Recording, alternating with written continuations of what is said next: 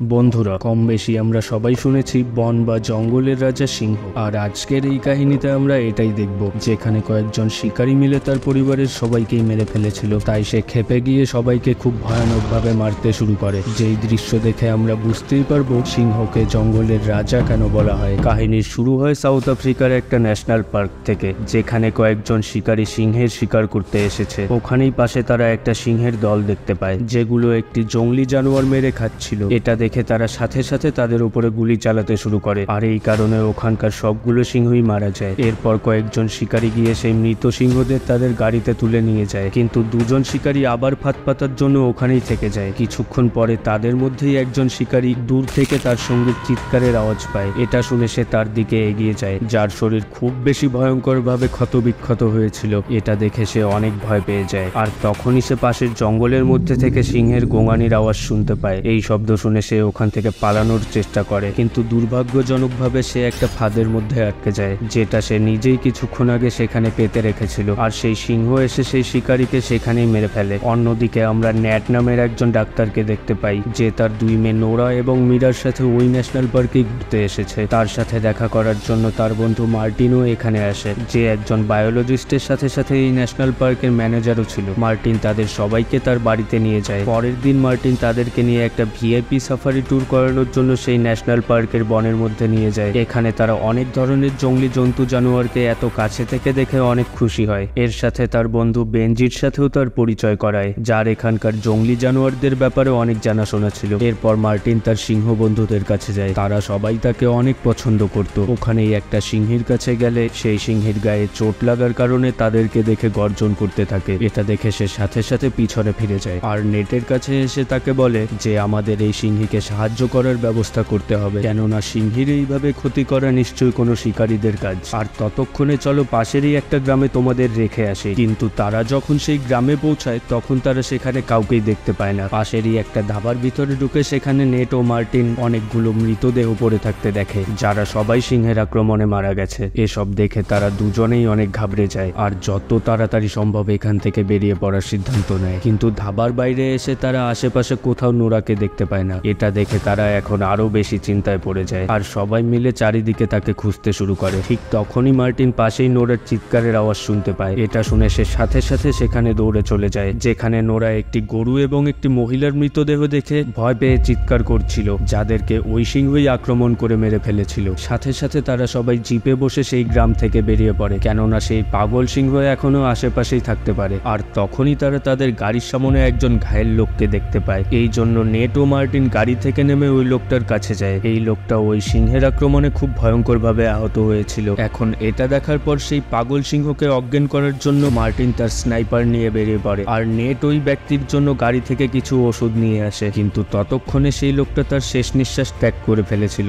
ওদিকে মার্টিন ওই সিংহকে খুঁজতে খুঁজতে একটা জলাশয়ের কাছে পৌঁছে যায়, আর এখানে এসেই সে তার পিছন থেকে সিংহের গর্জন করার আওয়াজ শুনতে পায়। এটা শুনে সে পিছনে ঘুরেই তার দিকে গুলি চালিয়ে দেয়, কিন্তু দুর্ভাগ্যজনকভাবে সেই গুলি সিংহের গায়ে লাগে না। অন্যদিকে নেট এই গুলির শব্দ শুনে সেও ওদিকেই যেতে শুরু করে, কিন্তু একটু এগিয়ে যাওয়ার পরেই সে পাশের জঙ্গলের থেকে সেই সিংহের আওয়াজ শুনতে পায়। জঙ্গলের ভিতর থেকে সেই সিংহ ঠিক তার দিকেই ছুটে আসছিল। এটা দেখে সে সাথে সাথে ওখান থেকে পালাতে শুরু করে, আর কোনো রকমে তার জিপের কাছে পৌঁছে যায়। আর জিপে ঢুকে জিপের গেট বন্ধ করার সাথে সাথে সেই সিংহ জিপের মধ্যেই আক্রমণ করতে শুরু করে, কিন্তু চারপাশের দরজা বন্ধ থাকার কারণে সেই সিংহ তাদের কিছুই করতে পারছিল না। তো একটা জানলা খোলা পেয়ে সেই সিংহ ওদিক দিয়েই তার থাবা মারতে থাকে, আর থাবা মারতে মারতে সেই সিংহ নেটের পা ধরে ফেলে। এটা দেখে নীরা কোনো রকমে গাড়ির ইঞ্জিন স্টার্ট করে ফেলে, আর সেই জিপ এগিয়ে যেতে শুরু করে, যেই কারণে সেই সিংহ গাড়ি থেকে পড়ে যায়। কিন্তু দুর্ভাগ্যজনকভাবে তাদের জিপ কিছুটা এগিয়ে গিয়ে একটা খাদের কিনারে পড়ে গাড়ির ইঞ্জিন বন্ধ হয়ে যায়, আর তারা এখানেই আটকে পড়ে। এই অবস্থা দেখে তারা সবাই চিন্তায় পড়ে যায় যে এখন তারা কি করবে। আর ঠিক তখনই তারা ওয়াকি টকিতে মার্টিনের আওয়াজ শুনতে পায়। ওই জলাশয়ের ওখান থেকে মার্টিন তাদের বলছিল যে ওই সিংহ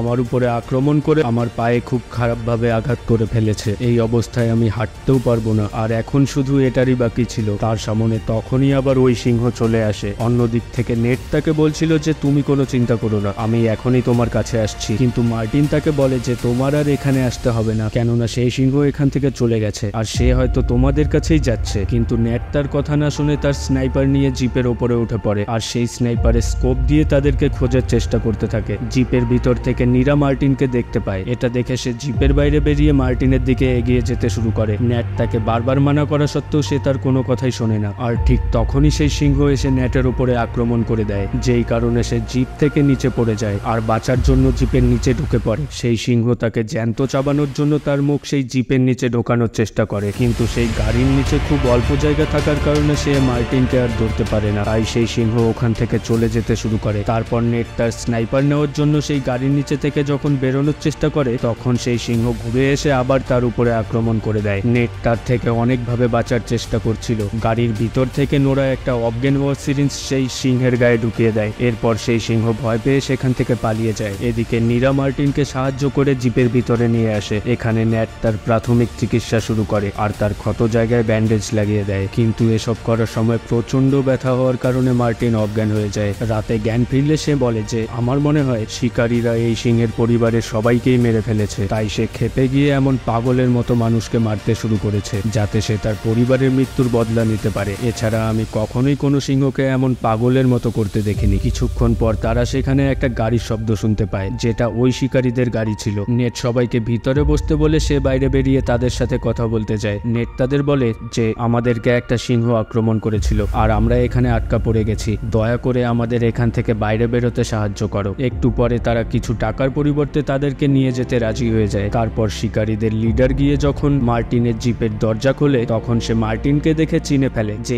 এই তো এই জায়গার ম্যানেজার। এটা দেখে শিকারীরা তাদের সবাইকে বন্দি করার চেষ্টা করে, আর তখনই সেই সিংহ এসে সব শিকারীদের ওপরে আক্রমণ করতে শুরু করে। নেট সবাইকে গাড়ির ভিতরে থাকতে বলে আর সে গিয়ে সেই শিকারীদের গাড়ির চাবি নিয়ে আসার চেষ্টা করবে, যেটা নিয়ে তারা এখান থেকে এগিয়ে যেতে পারবে। এটা বলে নেট সেই শিকারীদের গাড়ির কাছে চলে আসে, কিন্তু গাড়ির মধ্যে চাবি ছিল না। এটা দেখে সে হলুদ রঙের জামা পরা সেই শিকারীকে খুঁজতে থাকে যে এই গাড়ি চালাচ্ছিল, তাই তার কাছেই চাবি পাওয়ার বেশি সম্ভাবনা। তাই নেট ওই শিকারীকে খুঁজতে খুঁজতে সেই জলাশয়ের কাছে চলে আসে, আর তখনই সে ওখানে ওই সিংহকে দেখতে পায়। কিন্তু দুর্ভাগ্যজনকভাবে ঠিক এই সময়ই নোরা ও মীরা ওয়াকি টকির সাহায্যে তার বাবার সাথে যোগাযোগ করার চেষ্টা করছিল, আর এর শব্দ পেয়ে সেই সিংহ নেটের আরো কাছে আসতে শুরু করে। নেট সেই ওয়াকি টকি খালে ফেলে দিয়ে গাছে উঠে পড়ে। সিংহ এসে এই গাছের নিচে ঘোরাঘুরি করছিল, কিন্তু এটা যথেষ্ট ছিল না। ঠিক তখনই একটা সাপ এসে তার উপরে চড়তে শুরু করে। এটা দেখে নেটও 5G স্পিডে সাপের মাথা খপাত করে ধরে ফেলে আর নিচে থাকা ওই সিংহের উপরে ফেলে দেয়। এটা দেখে তো সেই সিংহ ভয় পেয়ে তিরিং বিরিং করে পালাতে পারলে বাঁচে। এরপর নেট নিচে নেমে একটু এগিয়ে যাওয়ার চেষ্টা করে, কিন্তু তখনই আবার ওই সিংহ এসে নেটের পিছু করতে শুরু করে। অন্যদিকে নোরা ও মীরা গাড়ির হর্ন বাজাতে শুরু করে যাতে সেই সিংহ নেটের থেকে দূরে চলে যায়, কিন্তু এই হর্নের শব্দ শুনে সেই সিংহ তাদের আরো কাছে চলে যায়। এটা দেখে নেট আবার সেই হলুদ জামা পরা শিকারীকে খুঁজতে শুরু করে, আর সে ওই শিকারীকে পেয়েও যায়, কিন্তু সিংহের আক্রমণে সেই লোক মারা গেছিল। তাই নেট তার কাছ থেকে তার গাড়ির চাবি আর বন্দুক নিয়ে তার জিপের কাছে যাওয়ার জন্য এখান থেকে বেরিয়ে পড়ে। অন্যদিকে সেই সিংহ জিপের উপরে উঠে তাদের সবাইকে আক্রমণ করার চেষ্টা করছিল, কিন্তু তাদের অবধি পৌঁছানোর জন্য কোনো রাস্তাই সে খুঁজে পাচ্ছিল না। তাই সেই সিংহ এখান থেকে একটু পিছিয়ে যায় আর দৌড়ে এসে লাফ দিয়ে সেই গাড়ির কাঁচ ভেঙে ভিতরে ঢোকার চেষ্টা করে, যেই কারণে মীরার গায়ে অনেকটাই চোট লাগে। এটা দেখে মার্টিন মীরা দুজনকে গাড়ির বাইরে ফেলে তার নিজের সাথে সেই সিংহকে নিয়ে সামনের খালে পড়ে যায়, কিন্তু তাতেও সেই সিংহর কিছুই হয় না। আর এত ওপর থেকে গাড়ি পড়ে উল্টে যাওয়ার কারণে এখন সেই গাড়ি থেকে অনেক তেল বেরোতে শুরু করে, আর ওপর থেকে সেই সিংহ এখন মার্টিনকে দেখে ফেলে আর গাড়ির ভিতরে ঢুকে মার্টিনকে মারতে যায়। এটা দেখে মার্টিন তার লাইটার জ্বালিয়ে সেই সম্পূর্ণ জায়গায় আগুন জ্বালিয়ে দেয়, আর এই আগুনের মধ্যে মার্টিন ও সিংহ দুজনেই আটকা পড়ে যায়। অন্যদিক থেকে নেট নোরা এবং মীরার কাছে চলে আসে। এখান থেকে সে তাদের ওই জ্বলন্ত জিপটা দেখতে পায়। এটা দেখে সে অনেক কষ্ট পায় যে তার বন্ধু মার্টিন এখন আর নেই। এরপর তারা সেই শিকারীদের গাড়ি নিয়ে এখান থেকে বেরিয়ে পড়ে, এটা ভেবে যে সেই সিংহ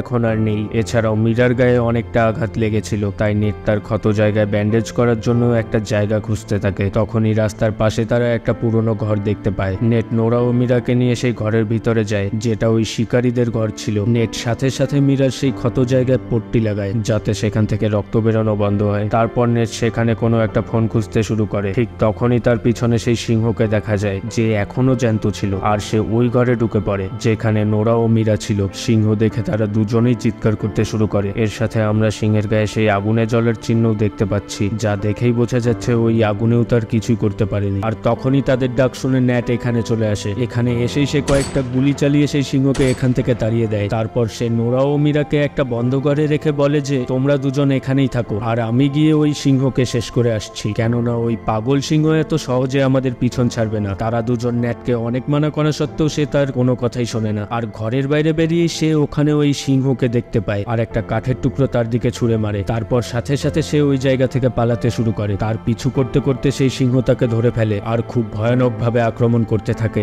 সেই সিংহ তাকে অনেকভাবে ঘায়েল করার চেষ্টা করছিল, যেই কারণে নেট খুব বেশি আহত হয়ে গেছিল। কিন্তু এতক্ষণে সে ওই সিংহকে এই এলাকায় নিয়ে এসেছিল যেখানে মার্টিনের বন্ধু সিংহরা থাকতো। আর কোনো সিংহই কখনোই পছন্দ করে না যে তার এলাকায় অন্য কোনো সিংহ আসুক। তাই মার্টিনের সব সিংহ বন্ধুরা মিলে আক্রমণ করে সেই সিংহকে মেরে ফেলে। এরপর এখানে একটা গাড়ি আসার শব্দ পাওয়া যায়, যেটা মার্টিনের বন্ধু বেনজির গাড়ি ছিল। এটা দেখে নেট তার জীবনের ডেটা ফিরে পায় আর এখানেই অজ্ঞান হয়ে যায়। তারপর তার চোখ সোজা হসপিটালে খোলে আর তার সামনেই তার দুই মেয়ে নোরা ও মীরা দাঁড়িয়েছিল। এরপর আমরা কয়েক মাস পরের দৃশ্য দেখি, যেখানে নেট তার পরিবার নিয়ে আবার ওই ন্যাশনাল পার্কে গিয়ে মজা করছে। বন্ধুরা, এটা একটা মুভির কাহিনী ছিল, কিন্তু বাস্তবেও এমনটাই হয়। সে কোনো মানুষ হোক বা অন্য কোনো প্রাণী, তার পরিবারের জন্য সে সব কিছু করতে পারে। আশা করি এই কাহিনীটা তোমাদের ভালো লেগেছে। আর ভিডিওটা ভালো লাগলে একটা লাইক, কমেন্ট, শেয়ার আর চ্যানেলে সাবস্ক্রাইব করে আমাদের এই পরিবারের সদস্য হওয়ার জন্য অসংখ্য ধন্যবাদ।